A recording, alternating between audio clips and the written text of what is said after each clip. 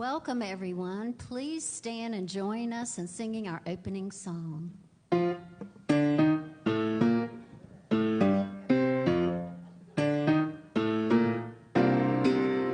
Now is the time for all people from every land to come together. Now is the moment for worship. We enter in withholding nothing. God's worthy, exalted, so high and lifted up. Sing, sing unto the Lord. Open up your heart. Make a joyful noise in the sanctuary. Sing, sing unto the Lord. Let our music grow. Let our praises ring in the sanctuary. Sing.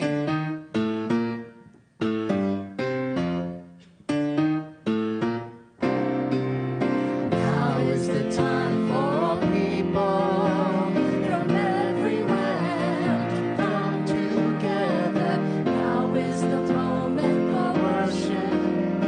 We enter in withholding nothing.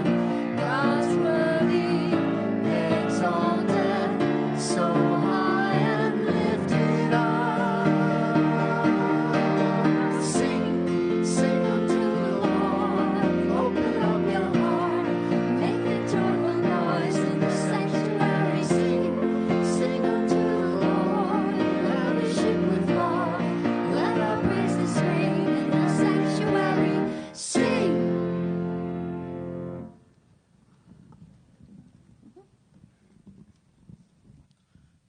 Good morning and happy 4th of July weekend to you all as we celebrate our freedoms.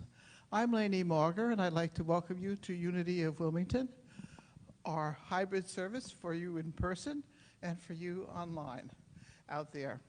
I'd like to introduce the people who are here with me on platform today. We have Katie Reese, our music director, and we will be having Arla Donahue as our speaker shortly. There they are. As we get started, I'd like you to join me in our belief. There is only one presence and one power active in the universe and in our life. God, the good omnipotence. And our three sustaining affirmations. I am a beloved expression of God. I am here for a holy purpose, and I'm in the right place at the right time right now. And one of my purposes right now is to introduce our singer, Terrell Williams.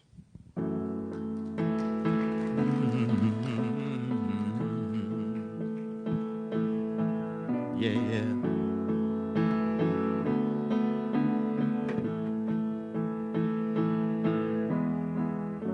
I stare at my reflection in the mirror. Why am I doing this to myself? Losing my mind on a tiny error. I nearly left the real me on the shelf. No, no, no. Don't lose who you are in the blur of the stars. Seeing is deceiving, dreaming is believing. It's okay not to be okay. Sometimes it's hard to follow your heart, but tears don't mean you're losing. Everybody's bruising. There's nothing wrong with who you are.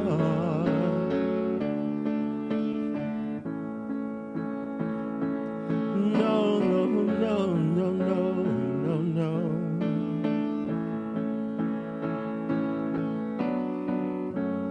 Brushing my hair, do I look perfect? I've forgotten what to do to fit the mold. The more I try, the less it's working. Yeah. 'Cause everything inside screams, no, no, no, no, no, no, no, no, no, no. Don't lose who you are in the blur of the stars. Seeing is deceiving, dreaming is believing. It's okay not to be okay. Sometimes it's hard to follow your heart, but tears don't mean you're losing. Everybody's bruising. There's nothing wrong with who you are. Yes, no, fate shows. Like, whoa, let's go. And leave me alone. Real talk, real love, good night. And with a smile, that's my home.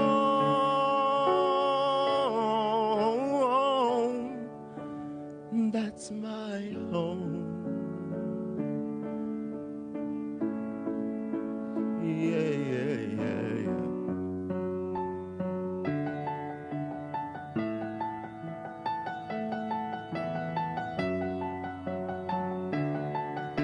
No, no, no, no, no, no, no, no, no.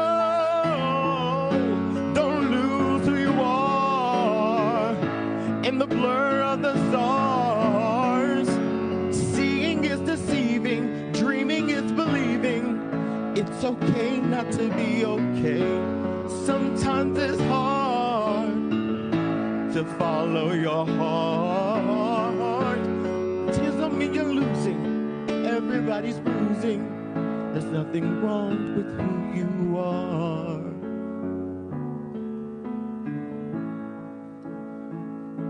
Yeah, yeah, yeah, yeah.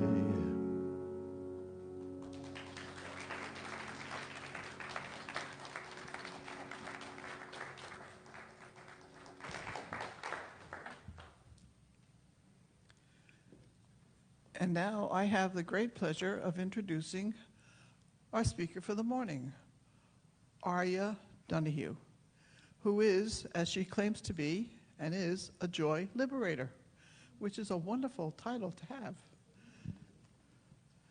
She's the author of a just-released book, which is available outside in the foyer.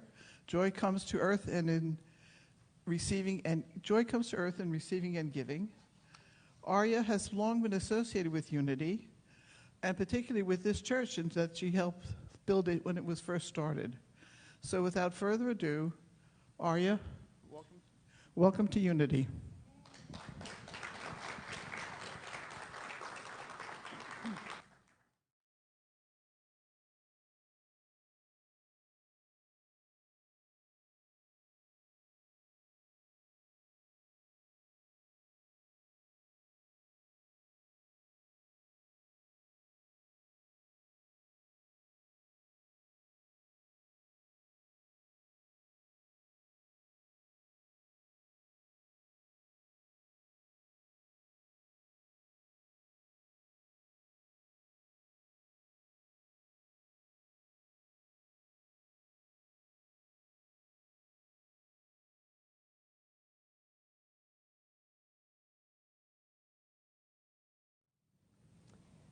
I thought it was a difficult place, and it can be a difficult place, and it is a difficult place.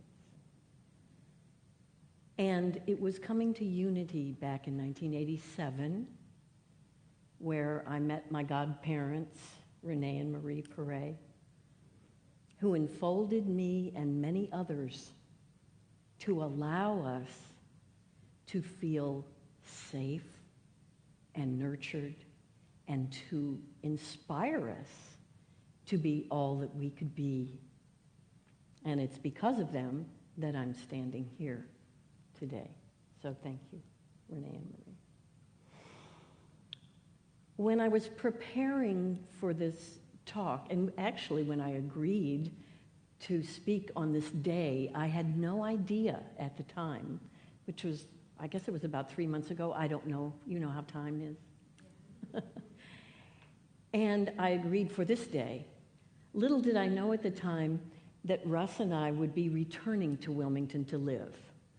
So here we come. We're coming back. We're back. We're going to be back in August. 15th about. And we had looked and looked other places. And through divine intervention, imagine that. And the only way divine intervention happened is because Aria's determination took a back seat. And I relaxed and said, universe, I let go. You show me. And then Donna Robertson sent me a text, and she said, I was just seeing this condo. I just drove by it, and I thought of you. And I thought, oh my goodness, I hadn't even thought of Wilmington. And it came all through me. And Russ came out from work. He took a break, and I said, Russ, I think we're going to Wilmington. And he lit up. So we knew that we know it's our right place. For the season, the cycle and a season. And everything's a cycle and a season, isn't it? Really, we go through many cycles and seasons in life. So when I was asked to give a topic, that's always interesting for me because I really don't know how it's going to unfold until I'm standing up here. So I said the magic of life, sovereignty, safety, and freedom. And as I was contemplating those qualities,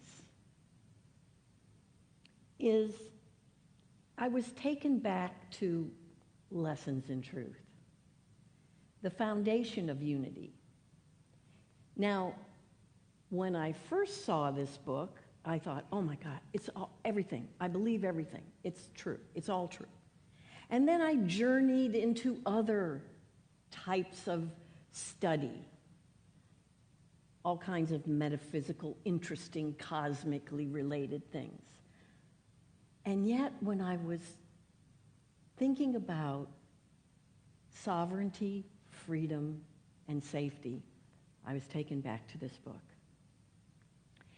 And when I opened it, I had to chuckle.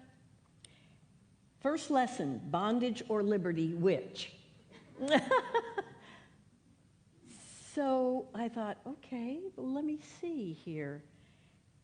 And one of my favorite passages from the Bible is, unless you become like children, you will never enter the kingdom.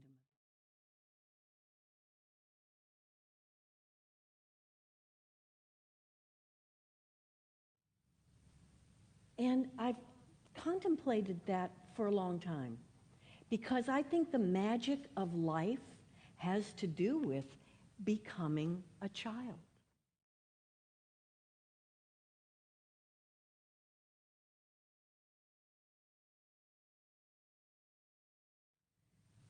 So what I have seen with myself is that the magic of life has to do with the qualities of the magical child within each one of us. And those words to me meant to free up the magical child with her awe and wonder and spontaneity. Those are the qualities of my magical child, and I think all magical children. I went to a church one day that everybody was talking about in Boone, North Carolina, and they said, oh, you have to go to this church. It's amazing. It's awesome. They play all this great music, and they did, and it went on, and it went on, and it went on for a while, a long time. And I'd heard that, so I thought, well, okay.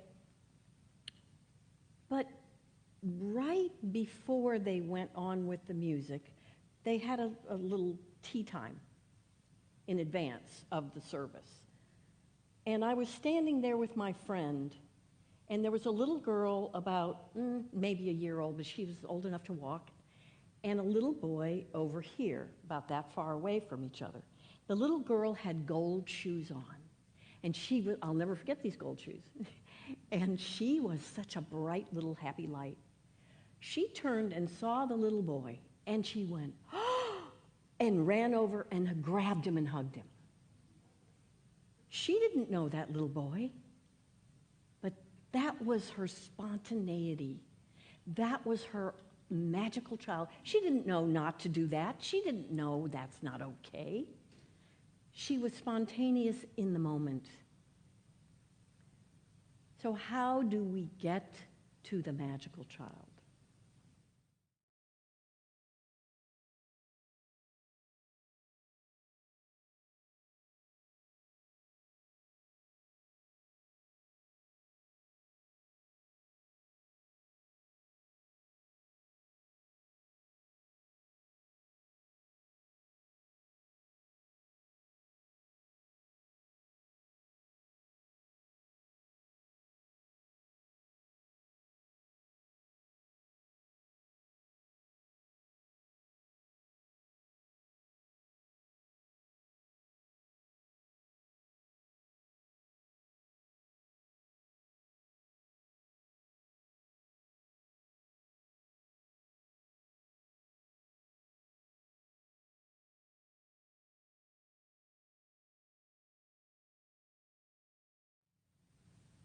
In the 60s, we started talking about love and being the love and being love and what does that mean? And we started being willing to anchor more and more light on this planet. When I asked Renee one time, I said, Renee, what would you say if I had to encapsulate what is unity? He said, Christ in you.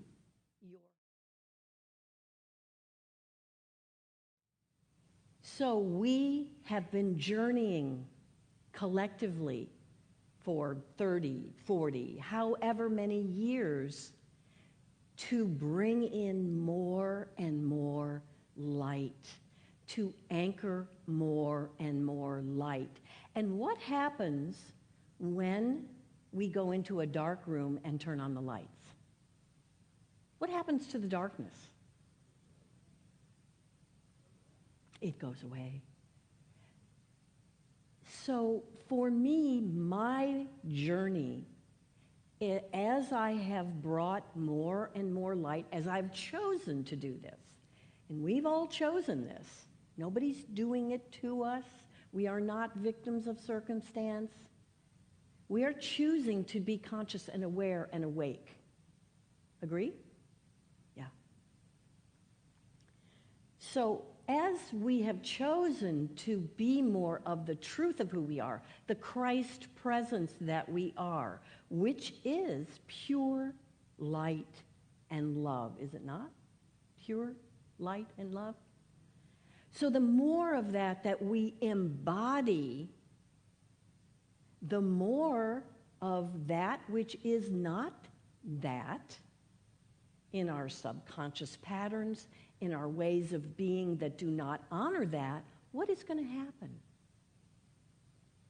They are going to be revealed, right? They're going to be revealed. Guess what? The good news is you can have everything you want. We can have everything we want. Why?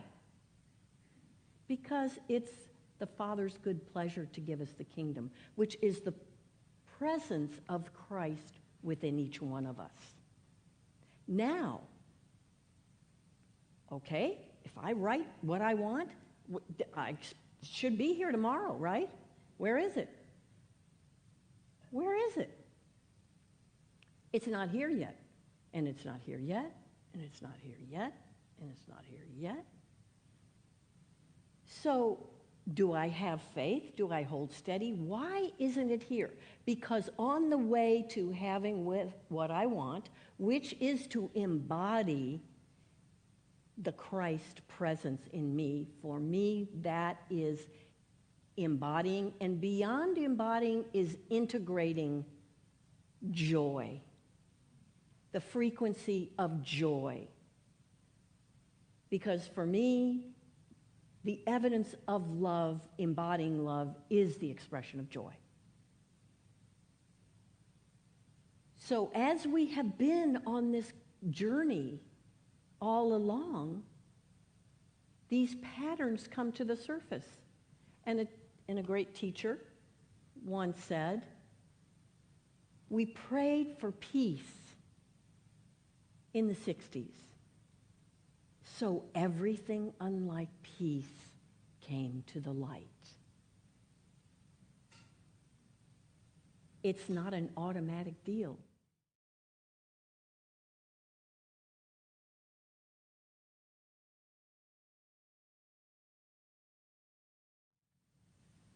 So we are in that journey now. And on a collective experience, we are seeing all of the darkness that has been hidden from us.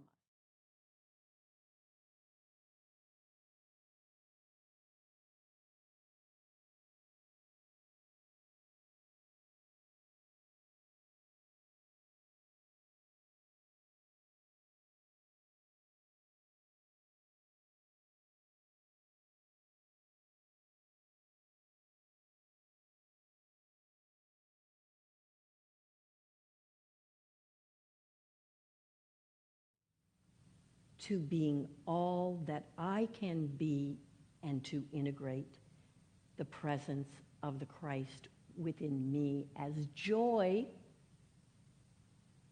and that's what I can do. And that will make a difference because we all carry a certain frequency, right?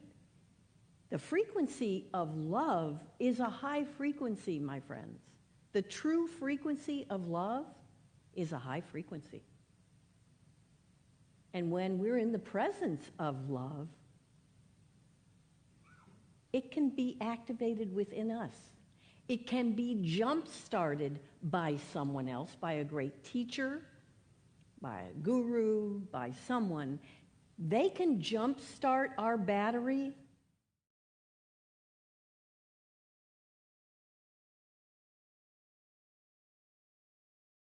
our charger, right? I can't be someone else's battery.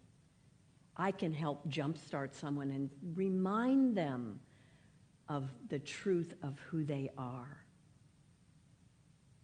But I can't do it for them. Nobody can do it for us.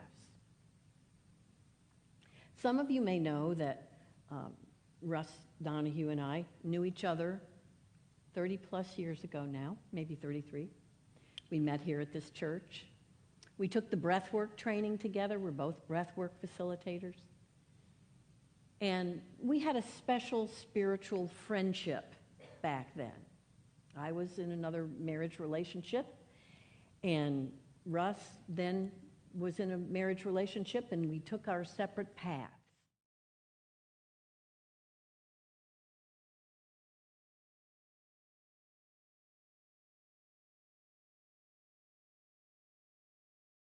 Mothers, Nancy, we all love so much, through my reconnection with Nancy, and through, after 20-some or 30 years, and then through her passing, Russ and I were reconnected.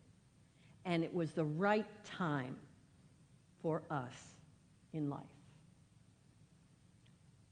So Russ and I decided to be together. This is our time. Let's not wait. Let's get together now. So we did. And then as we were in relationship, I'm thinking, who are you and what have you done with Russ Donahue? And he was thinking, who are you and what have you done with Candace Gale? So we tend to crystallize people in a certain way of being. But you're supposed to be like this. And I'm supposed to be like this, and then it's going to work out okay. And one of my friends recently said to me, can't keep up with you. You're always changing. I said, uh-huh. And she said, oh, wait. Change is always happening. I said, yes, That's true. So, as we allow ourselves to allow more of the creative life force to flow through us and not experience the limitations, and trust me, I have had a journey that has been interesting at many times, and friends would say, is that good interesting or bad interesting? I said, it's interesting. When I heard recently about highly sensitive people, I are one. You are one. We are highly sensitive people. Now, we don't have to embrace the label, and it explained to me why, when I was growing up, later in my teens, I had an eating disorder. I was anorexic. I had agoraphobia, fear of the marketplace, panic attacks in my early 20s. And somehow, I decided I would go. I sought help. Help me. And I went to a world-renowned psychiatrist. And I thought, okay, he's going to help me. And the first thing he said to me was, you don't look mentally ill. I said, well, I guess that's good. And the best thing he ever did for me was teach me self-hypnosis. So he taught me he was trying to teach me how to calm my nervous system. It was later when Renee and Marie would teach me about meditation that really helped. Well, one day this psychiatrist yawned in my face.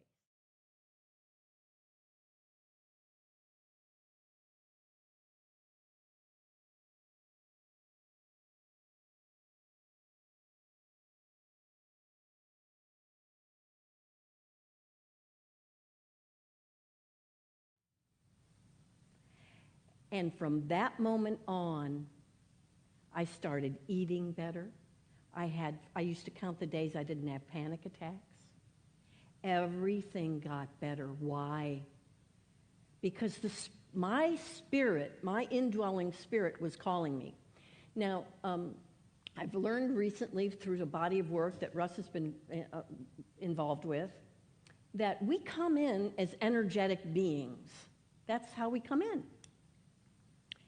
And from 0 to 7, we're emotional beings. And so we absorb everything. We think everything's all about us, and everything is all about us. We don't know. We can't distinguish. We can't discern. From 7 to 14, we are mental, in the mental sphere of things. And we develop our thoughts, which are based in our parents' usually patterns, belief systems. We take them on. We take on their emotional wounds also. And then from 14 to 21, we're in the physical. We start being concerned about the physical. At 21 years old is one of the ages of spiritual maturity. And at 21, our indwelling spirit wants to have more of an influence in our mental, emotional, and physical bodies. And how that happens is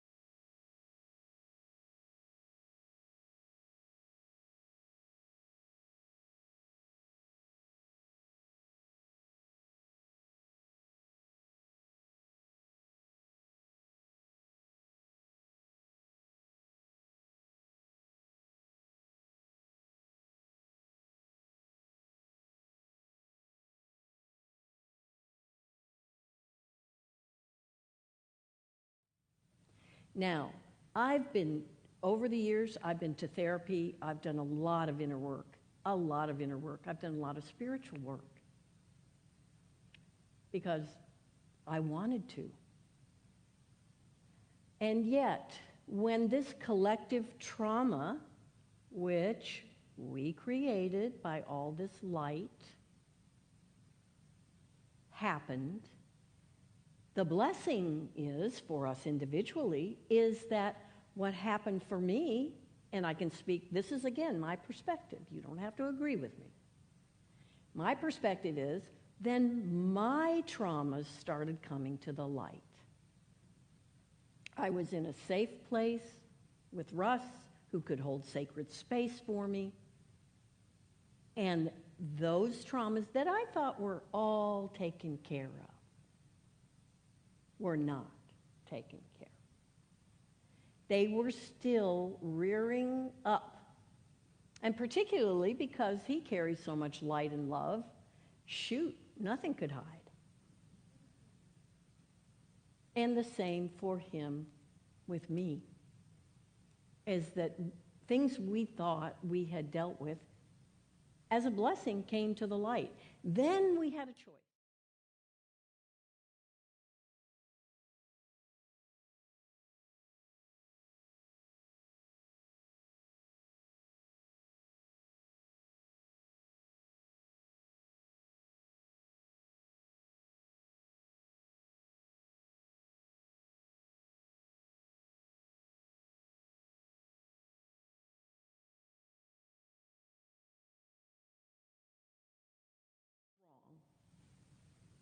And I wasn't being heard when I told my mother, this is not he's not going to change. When my mother left my father, and I thought, hallelujah, free at last. It's not that I didn't love him, it's just that was not working. She didn't hear me. And so that put me in a circumstance of being in more drama and trauma. So what happened for me was this deep wound of not feeling heard, because that's what would make me feel safe.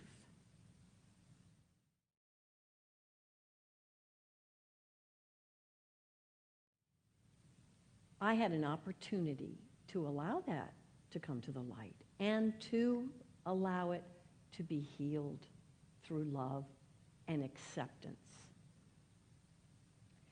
Now, the spiritual ego, and that's I didn't want to hear that term. There's a spiritual ego. Do I have that? I think I do. Okay. And we don't know that we have a spiritual ego, but here's how the spiritual ego works. The spiritual ego works like this. You don't feel heard, and you're upset. You have feelings. You get angry. You get angry. You get fearful, and your spiritual ego goes, look, hey, you know this stuff.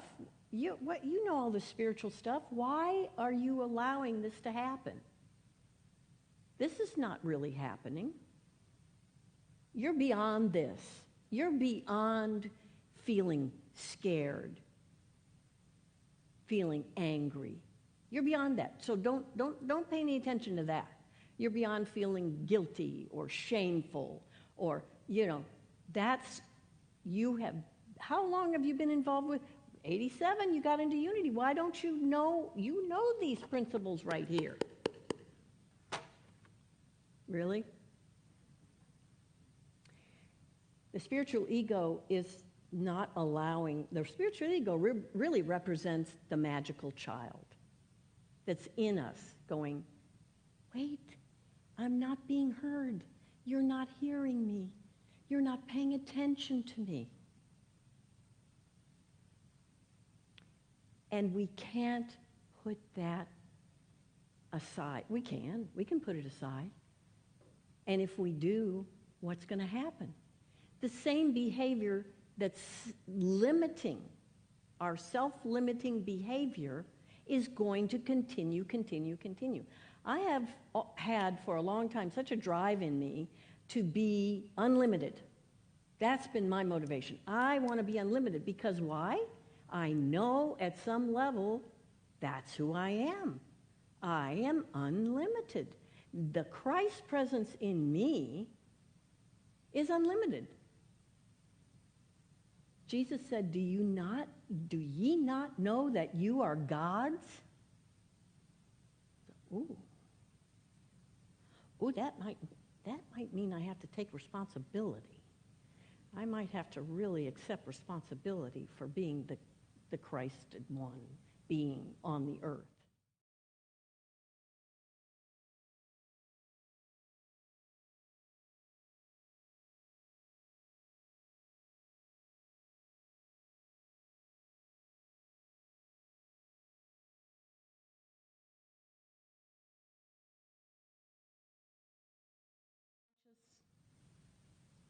To allow ourselves to feel what we feel. Now, all feelings, Vero Mento, one of our greatest teachers. I hope you had an opportunity to experience him. I was here anytime he was at the church. He said all feelings are okay. We make them wrong. We deny them. And that's our spiritual ego going, you're beyond this. No. You just turn to me. My spiritual ego will take care of you, and you know these things. All feelings are okay until we use them to abuse ourselves and others. And the only way that I cannot use them to abuse myself is to let them be okay. And Verl used to say, when you feel angry, I feel angry, and that's okay. To myself. Nobody has to give me permission to feel angry. I feel angry, and that's okay. Now, spiritual people, I don't think they're supposed to be angry people, are they? No. I had all these concepts and ideas of what a spiritual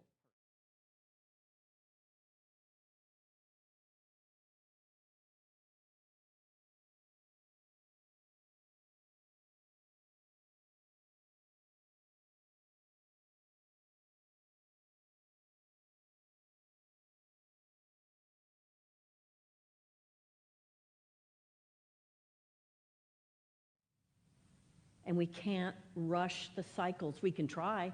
I'm really good at that. I have in the past. Let me put it that way. I've been really good at trying to rush the cycle. Because some of us can see ahead.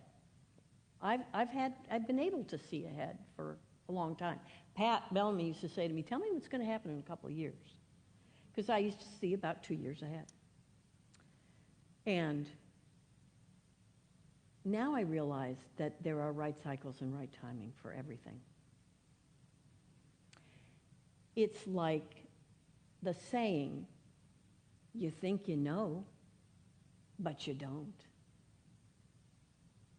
I thought I knew when Russ and I got together it was going to be, oh, all this spiritual, romantic, yay, finally, after all these relationships, finally. And true, finally, because we had a spiritual agreement to be conscious, to continue to be conscious and awake and aware and not go back to sleep. I have an example in my book. There are several examples about their stories, my own stories that give examples of certain spiritual principles. And one is, you think you know, but you don't. I always wanted to see Oprah Winfrey. I thought, oh man, I want to see her. Well, it turns out she came to Raleigh. And I don't know what, this was in the 2000s, early 2000s sometime. And I thought, man, I'm going to get to see Oprah Winfrey. I'm so excited. She is so cool. And we got there, and yep, all 2,500 of us were excited to see Oprah Winfrey. And we were in the rafters, and there were big television screens. And so I might as well have stayed home and watched her on television. I thought, well, oh well. Well, it turns out that I'm thinking, how are they going to feed us all? So we all go into this big, huge place where they're feeding 2,500 people. I end up with somebody behind me in line that no, that's not true. I don't know if it was Pat but you were there. You remember? Yeah. And so there had been an imbalance, let's say, between a couple of people who worked at the medical center with me. And I'm sitting there. Once I got seated, I heard, "Stand up." All right, so I stood up, and one of the women who had worked with us in the office was revealed. She dashed over to me and she said, oh my gosh, I have been thinking about you, and I've been thinking about the other person that worked in the office with us." And I thought, okay. And so I knew where the other person was. And I said, "Come with me." And I took her hand, and we went over, and they had an opportunity to have peace and harmony. Out of 2,500 people, I had the opportunity to hold sacred space for these two people, to allow something to move between them that was keeping them from being in the fullness of who they wanted to be. So you think you know, but you don't.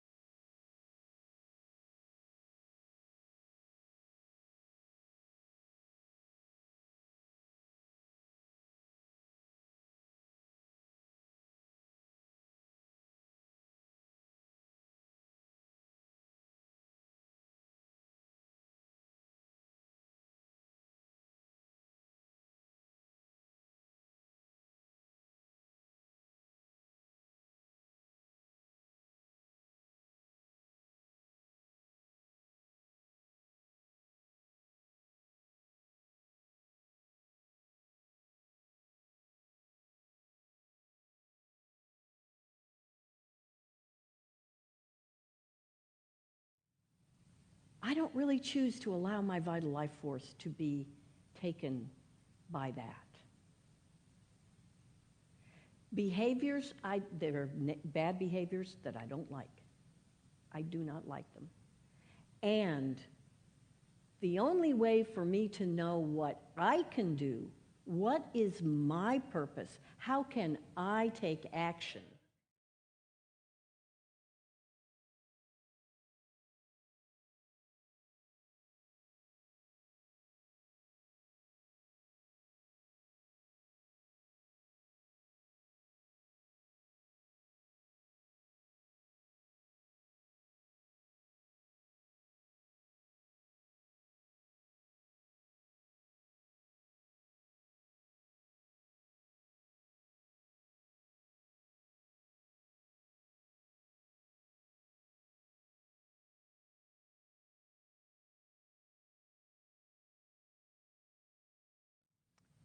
so what is the safety I feel in this world is that of, I think we are in the age of intuition. This is the age of intuition. And I've been very keen in this whole lifetime, I've been told by other people, that intuition for me is something that is very important. I think it's important for all of us. And the refinement and refinement and refinement of intuition is a key piece. If we are contained within our intuitive abilities, we will know where to go. We'll know what direction to take. We will know what to do. Not from a place of fear or those tapes running in our background of our consciousness of anger, fear, all those patterns. We will move when we are moved upon That's a powerful thing. That's an active act, by the way. I move when I am moved upon by the Spirit, with the indwelling Spirit within me. Here's what Myrtle Fillmore says about intuition. Intuition is the open end within one's own being of the invisible channel ever connecting each individual with God. Faith is, as it were, a ray of light shot from the central sun. God, one end of which the ray comes into your being, and mine through the open end of intuition. With our consciousness, we perceive the ray of light. And through intellect, and though intellect cannot grasp it or give the way or wherefore thereof, yet we instinctively feel that the other end of the ray opens out into all there is of God, good. This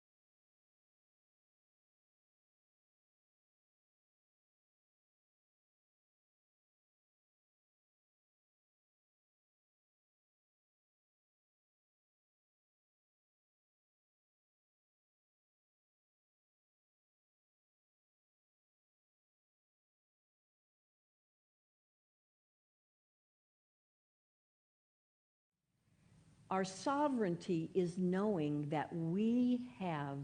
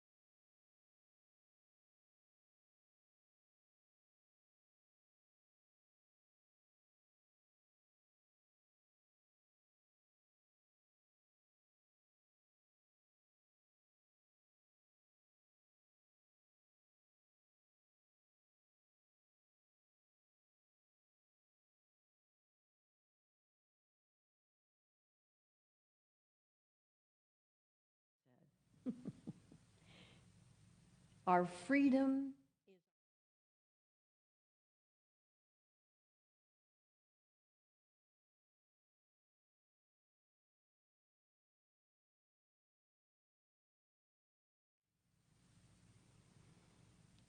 And take a breath. Let's breathe with that. Let's take 3 deep. Breathe that in. I'm going to say that again, and I'd like you to just keep taking the deep breaths when I say that, if you would, if you feel comfortable doing it. You don't have to breathe at all. It's a choice. Breathing in this freedom is the power to choose our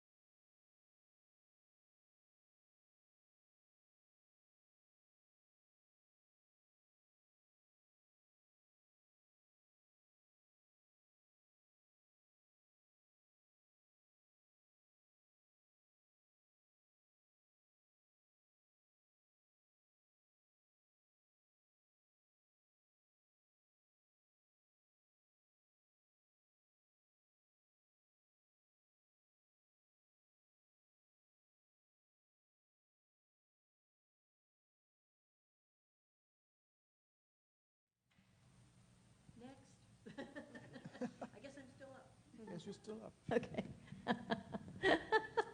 Thank you. Somebody has to kind of keep track of me. Okay. You each have a stone. Did you each get a stone? If anybody didn't get a stone, please, it's available. Anybody didn't get a stone? Please raise your hand. Okay, this gentleman, gentleman. I love that term, gentleman. There's all these gentlemen and gentlewomen.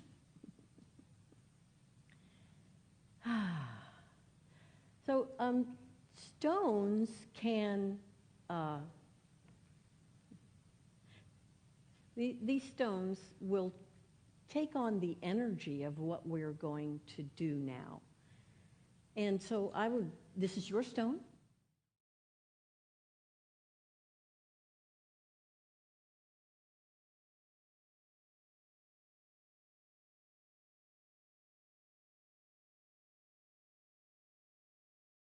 Story.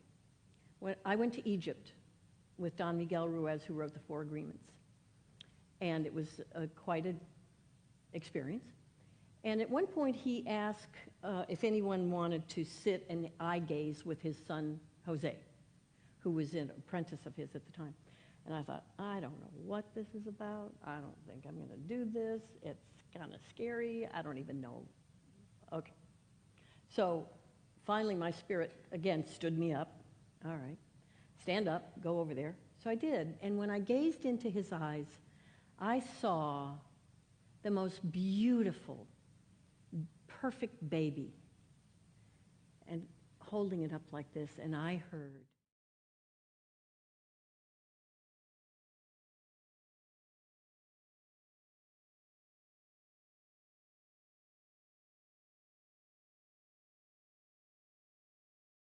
your heart.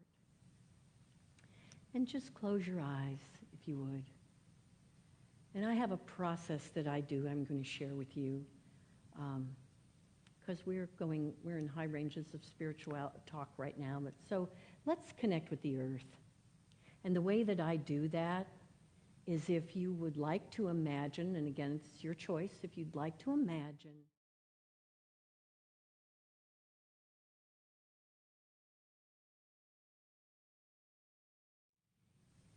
see that beautiful red ball of light. Just breathing, keep breathing, breathing in and breathing out. And then from that beautiful ball of red light, I want you to see a root going down into the earth. Imagine a root going down from your tailbone, that ball of light, into the earth, spreading out when it gets into the earth, like roots spreading out. Just beautiful, rich energy of the earth. And every time you breathe in, you're breathing in the energy of the earth. And every time you breathe out, you're sharing the divine energy with the earth. And that's all meeting in your heart. The light comes into your heart. The earth energy comes up into your heart.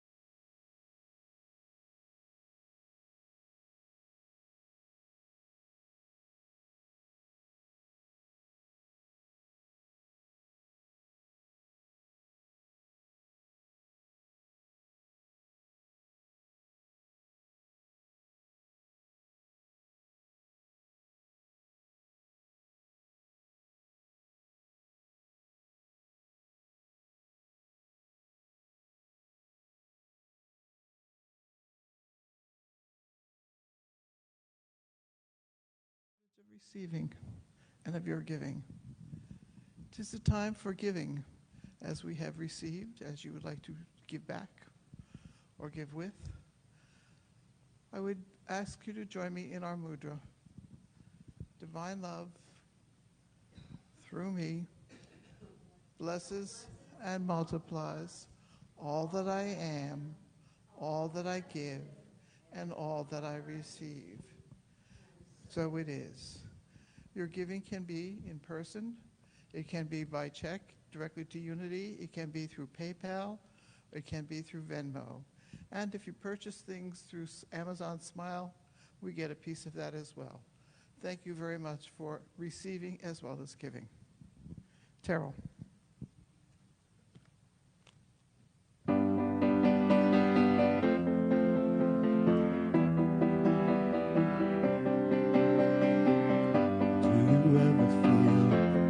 Plastic bag drifting through the wind, wanting to start again. Do you ever feel so paper thin, like a house of cards, one blow from caving in? Do you ever feel already very deep, 6 feet under screens, but no one seems to hear a thing? There's a chance for you, a spark in you, yes, a spark in you.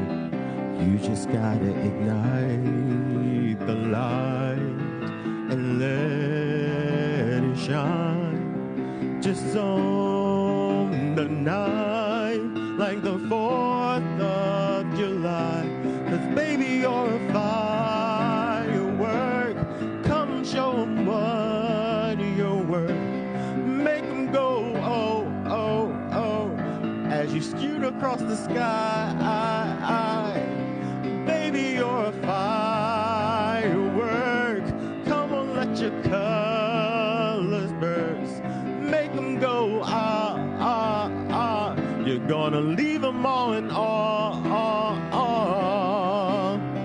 Boom, boom, boom. Even brighter than the moon, moon, moon. You see the thing inside of you, you, you. You just gotta let it through. 'Cause baby, you're a firework. Come on, show 'em what you're worth. Make 'em go, ah, ah, ah, as you shoot across the sky. Baby, you're a firework. Come on, let your colors burst. Make 'em go, ah, ah, ah. You're gonna leave 'em all in awe.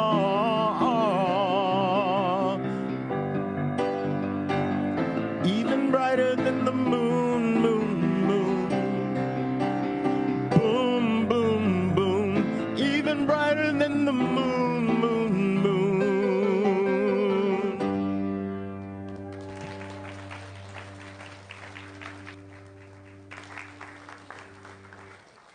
Thank you, Terrell. Now to get to the fireworks. The Aramaic, I did it again, Aramaic, Our Father. Father, Mother, birther and breath of all, create a space inside us and fill it with your presence. Let oneness now prevail. Your one desire that moves through ours as energy fills all forms. Give us this day our spiritual nourishment. And tangle the knots of error that bind us as we release others. Don't let appearances make us forgetful of the source, but free us to act appropriately. Age to age from you come the glorious harmony of life. May these statements be fertile ground from which our future grows. Amen and amen. Wow. Amen and amen. Now is the time for the services as to what's going to be happening this week. But first, I'd like to thank you all, both out there and in here, for being with us and joining us this fine day. Anyway, we have a prayer box over there in the corner with the defeathered flamingo. Put in your celebrations and your requests. And also we have prayer partners, Teresa and Chris, and I don't know anybody else who was here today, but Arya and Russ will be happy to pray with you in the prayer room after the service. So if you would like them to join with you, please feel free to do so. If you haven't yet gotten on eBlast, there's a sign-up sheet in the back there. Please put your name down. The weekend of the 16th and 17th, we are going to be having a workshop and celebration with our consultant, Reverend Eliza Bloom. On the 16th, it's a 10 to 3 workshop. We're inviting everybody to join us to discuss our why. Why we are individuals, why we are here in community, and why we want to go forward and how. So therefore, I invite you all. There will be a sign-up sheet next week to let us know who's going to be here so we can give you some food at lunchtime. And then on Sunday, Reverend Eliza will do the service as well as provide us a summary for what has gone on. Our upcoming speakers are next Sunday, Reverend Wally White will speak with us. The following Sunday, 2 weeks, Reverend Eliza Bloom will be here. And following that, Reverend Darlene Robinson. Those will all be on the eBlast as well as on the website. So please pick up the opportunities for finding out what's happening, both on the website as well as eBlast. Thank you all. Have a wonderful week and celebrate our freedoms. Thank you. Bye-bye.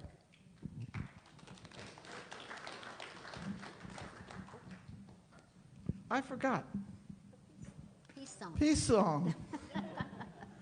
Let there be peace.